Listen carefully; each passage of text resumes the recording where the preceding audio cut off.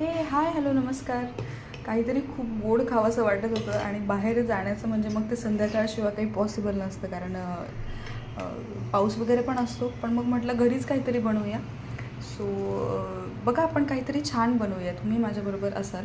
So इथे मी custard powder use करून ना हे असं बनवलं आहे. आपण फ्रूट सॅलडला वापरतो. तर आपण दूध गरम करतो आणि एका वाटीत थोडंसं दूध घेऊन आधी ती पावडर त्यात मिक्स करून मग साखर वगैरे टाकून सगळं मग हे दुधात बॉईल करून, आणि याची कन्सिस्टन्सी जसं जसं हे थंड होईल तशी खूप थिक होत जाते. So don't make it too thick. आपण जेव्हा उकळतो आहे दूध तेव्हा आधीच खूप थिक करून नका हे करू.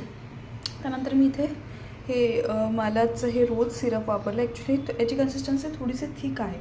सो आता सध्या, आणि हा सब्जा भिजत घातला होता. आपल्या हे शेवया जर मी घरच्याच वापरल्या, जे आपण हे आपण स्टोअर केलं आहे.